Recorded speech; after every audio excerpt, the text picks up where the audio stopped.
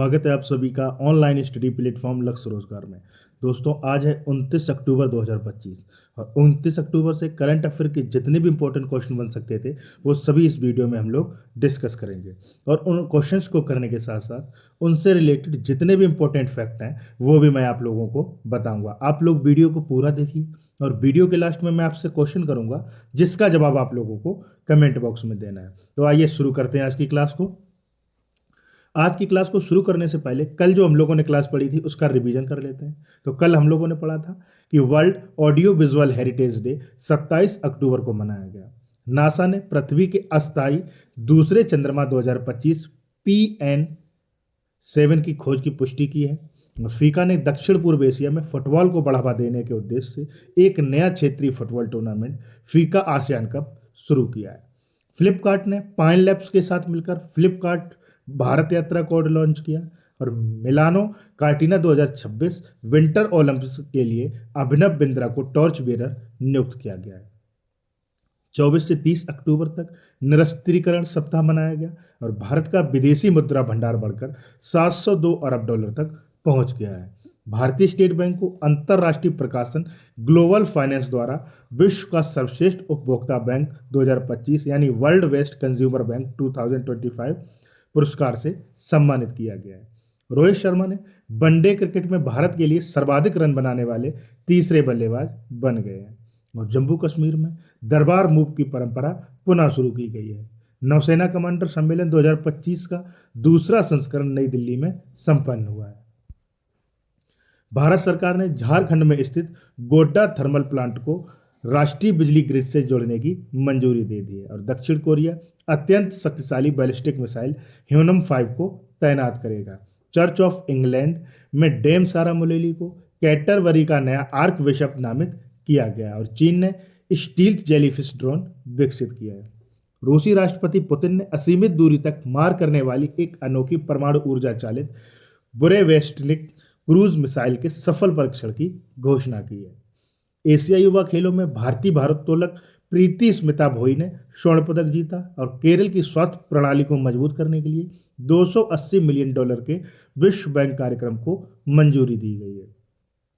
राष्ट्रपति द्रौपदी मुर्मू ने गाजियाबाद में यशोदा मेडिसिटी का उद्घाटन किया है। और भूटान की राजधानी थिम्पू में ग्लोबल पीस प्रेयर फेस्टिवल आयोजित किया जाएगा। मलेशिया के कुआलालंपुर में 47वें आसियान शिखर सम्मेलन के दौरान तिमोर लेस्ते दक्षिण पूर्व एशियाई राष्ट्र संघ आसियान का 11वां सदस्य बन गया है। और भारत समुद्री सप्ताह IMW 2025 मुंबई में शुरू करेगा। भारत ने अफगानिस्तान में अपने तकनीकी मिशन को पूर्ण दूतावास का दर्जा दे दिया है। और मुख्य चुनाव अधिकारियों का 2 दिवसीय सम्मेलन नई दिल्ली में संपन्न हुआ है। जयंत विष्णु नार्लिकर को मरणोपरांत विज्ञान रत्न पुरस्कार दिया जाएगा। और उपराष्ट्रपति CP राधाकृष्णन 2 दिवसीय यात्रा पर सेशेल्स पहुंचे हैं और वे सेशेल्स के नवनिर्वाचित राष्ट्रपति डी पैट्रिक हार्मनी के शपथ ग्रहण समारोह में शामिल होंगे। भारतीय राज्य उत्तराखंड ने घोषणा की है कि वह दिसंबर 2025 से राज्य में प्रवेश करने वाले सभी वाहनों पर ग्रीन टैक्स लगाएगा। और चौथी दक्षिण एशियाई एथलेटिक्स यानी SAAF चैंपियनशिप 2025 की अंतिम पदक तालिका में भारत शीर्ष स्थान पर रहा है। और प्रधानमंत्री मोदी ने 2026 को आसियान भारत समुद्री सहयोग का वर्ष घोषित किया है। तो ये कुछ कल के इंपॉर्टेंट करंट अफेयर थे। अब चलते हैं आज की क्लास पर। आज का फर्स्ट क्वेश्चन है, हाल ही में अंतरराष्ट्रीय एनिमेशन दिवस कब मनाया गया है? तो देखिए, यह कब मनाया गया? यह मनाया गया आपका 28 अक्टूबर को। देखिए, हर साल 28 अक्टूबर को पूरी दुनिया में अंतरराष्ट्रीय एनिमेशन दिवस यानी इंटरनेशनल एनिमेशन डे मनाया जाता है। और यह दिन क्या है? एनिमेशन कला को समर्पित है। और 50 से अधिक देशों में बड़े उत्साह के साथ इसे मनाया जाता है। और इस पहल का नेतृत्व ASIFA यानी association international DU film animation करती है। अब बात कर लेते हैं अक्टूबर माह में अभी तक आए इंपॉर्टेंट डेज के बारे में। तो देखिए, 1 अक्टूबर को क्या मनाया गया? 1 अक्टूबर को अंतरराष्ट्रीय वृद्धजन दिवस और अंतरराष्ट्रीय कॉफी दिवस मनाया गया। अब कॉफी का नाम सुनते ही आप लोगों को याद आना चाहिए कि कॉफी के उत्पादन में कौन शीर्ष स्थान पर है? तो वह है आपका कर्नाटक। इसके अलावा नारियलों के उत्पादन में भी कर्नाटक शीर्ष स्थान पर है। 2 अक्टूबर को हम लोगों ने अंतर्राष्ट्रीय अहिंसा दिवस, 4 अक्टूबर को विश्व पशु दिवस, 5 अक्टूबर को विश्व शिक्षक दिवस और 6 अक्टूबर को विश्व पर्यावरण दिवस और विश्व सेरेब्रल पाल्सी दिवस के रूप में मनाया था। 7 अक्टूबर को विश्व कपास दिवस, 8 अक्टूबर को भारतीय वायुसेना दिवस, 9 अक्टूबर को विश्व डाक दिवस और 10 अक्टूबर को राष्ट्रीय डाक दिवस और विश्व मानसिक स्वास्थ्य दिवस के रूप में मनाया था। 11 अक्टूबर को अंतर्राष्ट्रीय बालिका दिवस और 13 अक्टूबर को अंतर्राष्ट्रीय आपदा जोखिम न्यूनीकरण दिवस के रूप में मनाया गया था। बात करूं 14 अक्टूबर की, तो विश्व मानक दिवस, 15 अक्टूबर को अंतर्राष्ट्रीय ग्रामीण महिला दिवस और 16 अक्टूबर को विश्व खाद्य दिवस के रूप में मनाया गया था। 17 अक्टूबर को अंतर्राष्ट्रीय गरीबी उन्मूलन दिवस, 20 अक्टूबर को विश्व सांख्यिकी दिवस, 21 अक्टूबर को पुलिस स्मृति दिवस और 23 अक्टूबर को मूल दिवस और अंतर्राष्ट्रीय हिम तेंदुआ दिवस के रूप में मनाया गया था। 24 अक्टूबर को संयुक्त राष्ट्र दिवस, विश्व पोलियो दिवस और आईटीबीपी की स्थापना दिवस के रूप में मनाया गया था। और अभी 27 अक्टूबर को हम लोगों ने क्या मनाया था? World audio visual heritage day. क्या मनाया था? World audio visual heritage day कब मनाया गया? यह आपका 27 अक्टूबर को मनाया गया। नेक्स्ट है, हाल ही में किसने एनआरआई नागरिकों के लिए अंतर्राष्ट्रीय मोबाइल नंबर का उपयोग कर यूपीआई भुगतान की सुविधा शुरू की है? तो यह किसने शुरू की है? यह की है आपके फोन पे ने। इसने क्या किया? एनआरआई नागरिकों के लिए अंतर्राष्ट्रीय मोबाइल नंबर का उपयोग कर यूपीआई भुगतान की सुविधा शुरू की है। नेक्स्ट है, हाल ही में किस देश की CR-450 high speed train record 453 kilometre प्रति घंटा की स्पीड तक पहुंची है? तो देखिए, अभी चाइना की एक ट्रेन है CR-450 जिसकी स्पीड ट्रेन मतलब स्पीड कितनी पहुंची है? 453 किलोमीटर प्रति घंटे की स्पीड तक पहुंची है। अब बात आई है चाइना की, तो ये मैप में चाइना की कैपिटल क्या है? बीजिंग। करेंसी क्या है? रेनमिनबी। और प्रेसिडेंट कौन है? तो जी जिनपिंग। और देखिए, भारत में दुनिया में स्टील का सबसे बड़ा उत्पादक देश कौन है? आपका चाइना है। और तंबाकू के उत्पादन में भी चाइना क्या है? शीर्ष स्थान पर है। और देखिए, तंबाकू का नाम लेते ही आप लोगों को याद आना चाहिए कि विश्व तंबाकू निषेध दिवस कब मनाया जाता है? तो यह मनाया जाता है आपका 31 मई को। और 20 अप्रैल को क्या है? चाइनीज भाषा दिवस के रूप में मनाया जाता है। बात कर लेते हैं चाइना से संबंधित करंट अफेयर रिलेटेड पॉइंट्स के बारे में। तो चीन ने भारतीय दूतावास में रविंद्रनाथ टैगोर की प्रतिमा का अनावरण किया। चीन ने स्टील जेलीफिश ड्रोन विकसित की है। और ये स्टील जेलीफिश ड्रोन क्या है? यह एक पनडुब्बी है जिसमें क्या है? नीचे कांच का वो जो उसकी तली होती है वो कांच की है, जिससे क्या है? पारदर्शी है, जिससे कि नीचे गोताखोर इत्यादि या जो भी गतिविधियां हो रही हैं समुद्र के अंदर उसको देखा जा सकता है। और क्या है? भारत ने चीन से पटाखों की गैर कानूनी तस्करी रोकने की ऑपरेशन फायर टेरर शुरू किया है। चीन के नोबेल पुरस्कार विजेता चीन निन्यांग का बीजिंग में 103 वर्ष की आयु में निधन हो गया। और VLS इंटरनेशनल चीन में भारतीय वीजा केंद्र संचालित करेगा। चीन ने गोबी रेगिस्तान में दुनिया का पहला सौर तापी ऊर्जा संयंत्र शुरू किया है।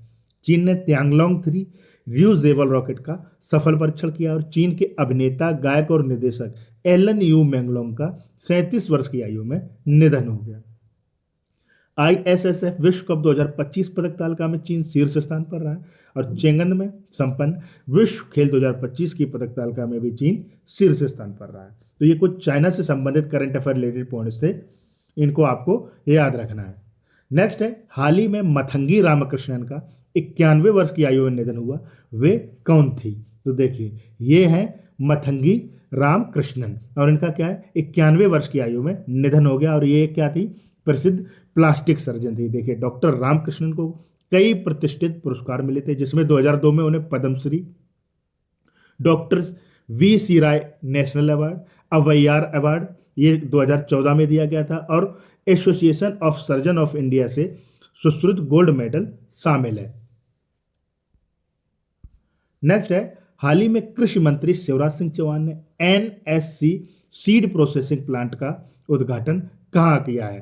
तो देखिए, इन्होंने कहाँ किया है? यह किया है आपका नई दिल्ली में। नेक्स्ट है, हाल ही में RBI ने किस देश को भारतीय रुपए में उधार देने की अनुमति दी है? तो देखिए, अभी RBI ने क्या है?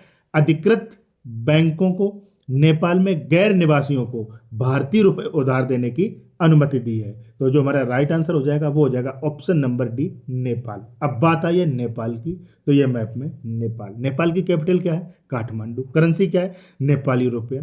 प्राइम मिनिस्टर कौन है? तो सुशीला कार्की। और प्रेसिडेंट कौन है? तो रामचंद्र पौड्याल। और देखिए अभी कामी रीता शेरपा ने 31 बार माउंट एवरेस्ट पर चढ़ाई करके अपना ही रिकॉर्ड तोड़ लिया है। और ये कौन है? ये है कामी रीता शेरपा। इन्होंने क्या 31 बार माउंट एवरेस्ट पर चढ़ाई की है। इसके अलावा निहन्या शेरपा है ये, इन्होंने 10 बार माउंट एवरेस्ट पर चढ़ाई की है। और देखिए भारत और नेपाल के मध्य में एक मिलिट्री एक्सरसाइज का एक आयोजन किया जाता है, जिसका क्या नाम है? जिसका नाम है सूर्य किरण। बात कर लेते हैं करंट अफेयर रिलेटेड पॉइंट्स के बारे में। तो नेपाल में 5 दिवसीय त्योहार उत्सव मनाया गया। सविता भंडारी नेपाल की पहली महिला अटॉर्नी जनरल बनी है। और नेपाल ने 26 अपंजीकृत सोशल मीडिया प्लेटफॉर्म पर प्रतिबंध लगाया था।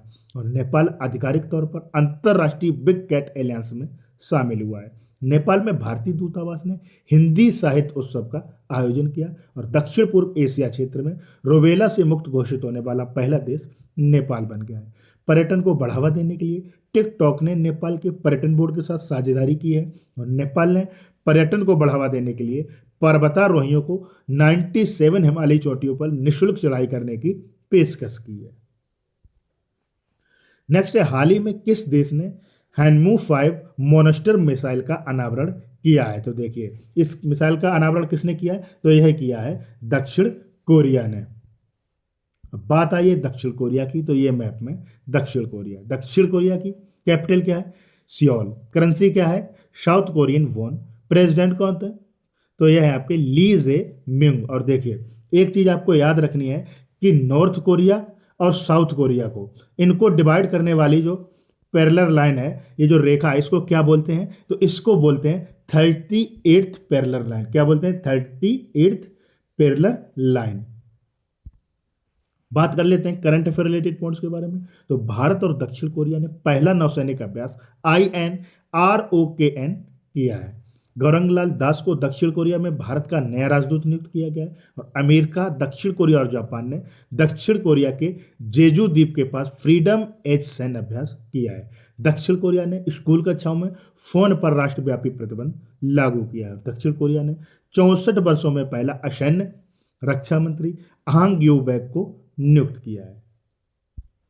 नेक्स्ट है, हाल ही में किसने दुनिया का पहला एन आधारित स्टेबल कॉइन JPYC लॉन्च किया है? तो देखिए किसने लॉन्च किया है? यह किया है जापान ने। देखिए विश्व डिजिटल फाइनेंस की दिशा में एक ऐतिहासिक कदम उठाते हुए जापान ने 27 अक्टूबर 2025 को JPYC नामक दुनिया का पहला एन पेग स्टेबल कॉइन आधिकारिक रूप से लॉन्च किया। और यह कदम क्या है? जापान की पारंपरिक नकद और क्रेडिट कार्ड आधारित अर्थव्यवस्था से डिजिटल वित्तीय पारिस्थितिकी की ओर एक बड़ा बदलाव माना जा रहा है। अब बात आई है जापान की, तो यह मैप में जापान। जापान की कैपिटल क्या है? टोक्यो। करेंसी क्या है? Japanese yen. और प्राइम मिनिस्टर कौन है? तो सनाई तकाइची। और ये क्या है? जापान की पहली महिला प्रधानमंत्री है। और देखिए जापान में भारत के राजदूत कौन है? तो वह है आपके सिब्बी जॉर्ज। और ये है मैप में जापान। बात कर लेते हैं करंट अफेयर रिलेटेड पॉइंट्स के बारे में। तो जापान का सांस्कृतिक योग्यता पुरस्कार प्राप्त करने वाली पहली स्वर कलाकार कौन है? मसाको नोजावा बनी है। और साने ताकाइची जापान की पहली महिला प्रधानमंत्री बनी, अभी मैंने आपको बताया था। और 20वीं विश्व एथलेटिक्स चैंपियनशिप टोक्यो में संपन्न हुई है। जापान के कोकची अकुजावा 102 वर्ष की उम्र में माउंट फुजी पर चढ़ने का रिकॉर्ड बनाया है। प्रधानमंत्री मोदी ने जापान के प्रधानमंत्री को बेशकीमती पत्थरों और चांदी की चॉपस्टिक से बना बाउल सेट भेंट किया है। प्रधानमंत्री मोदी को जापान में शुभ दारुमा गुड़िया भेंट की गई है। और FISU वर्ल्ड यूनिवर्सिटी गेम्स 2025 की पदक तालिका में जापान शीर्ष पर रहा है, जबकि भारत 20वें स्थान पर रहा है। नेक्स्ट है, हाल ही में किसे भारत के 53वें मुख्य न्यायाधीश के रूप में नामित किया गया है? तो यह किसे नामित किया गया है? यह किया गया है सूर्यकांत को। देखिए न्यायमूर्ति सूर्यकांत को chief justice Bhushan R Gavai के रिटायरमेंट के बाद भारत का 53वां चीफ जस्टिस यानी CJI बनने की सिफारिश की गई है।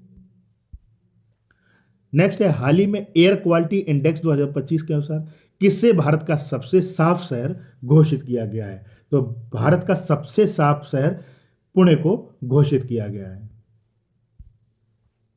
नेक्स्ट है, हाल ही में किस राज्य सरकार ने जल टैक्सी और ईवी जलपोतों के लिए 56,000 करोड़ रुपए के एमओयू पर यानी समझौता ज्ञापन पर हस्ताक्षर किए हैं? तो देखिए किसने किए हैं, यह किए हैं महाराष्ट्र ने। महाराष्ट्र ने क्या है, महाराष्ट्र सरकार ने जल टैक्सी और ईवी जलपोतों के लिए यानी इलेक्ट्रॉनिक जो जलपोत हैं उनके लिए 56,000 करोड़ रुपए के समझौता ज्ञापन पर हस्ताक्षर किए हैं। अब बात आई है महाराष्ट्र की, तो ये मैप में महाराष्ट्र की कैपिटल क्या है, मुंबई, और सीएम कौन है, देवेंद्र फडणवीस, और गवर्नर कौन है, तो आचार्य देवव्रत। बात करूं महाराष्ट्र के बारे में, तो महाराष्ट्र में कुल 48 लोकसभा सीटें, 19 राज्यसभा सीटें और 288 विधानसभा सीटें हैं। और उसके अलावा क्षेत्रफल की दृष्टि से महाराष्ट्र तीसरा और जनसंख्या की दृष्टि से दूसरा बड़ा राज्य है। इसके अलावा प्याज, अंगूर और ब्लैकबेरी के उत्पादन में क्या है, महाराष्ट्र प्रथम स्थान पर है। इसके अलावा महाराष्ट्र में उजानी बांध, जायकवाड़ी बांध, कोयना बांध, Navegaon, Nagzira, Sahyadri, Melaghat, Tadoba, Andhari bore tiger reserve स्थित है। बात कर लेते हैं करंट अफेयर रिलेटेड पॉइंट्स के बारे में। तो महाराष्ट्र ने 5 साल में 5 लाख रोजगार सृजन करने के लक्ष्य के साथ 50,000 करोड़ की बांस उद्योग नीति शुरू की है। महाराष्ट्र के 5 समुद्री तटों को प्रतिष्ठित ब्लू फ्लैग प्रमाणन दिया गया है। महाराष्ट्र और स्पेन ने विश्व स्तरीय कन्वर्सेशन सेंटर स्थापित करने हेतु समझौता किया है। और महाराष्ट्र सरकार ने पहाड़ी शहर इगतपुरी में एक क्या है, नए फिल्म सिटी के लिए भूमि आवंटन को मंजूरी दी है। महाराष्ट्र ने आयात और निर्यात व्यवसायों के लिए ई बॉन्ड प्रणाली शुरू की है। और महाराष्ट्र के नागपुर में 69वें धम्मचक्र प्रवर्तन दिवस मनाया गया।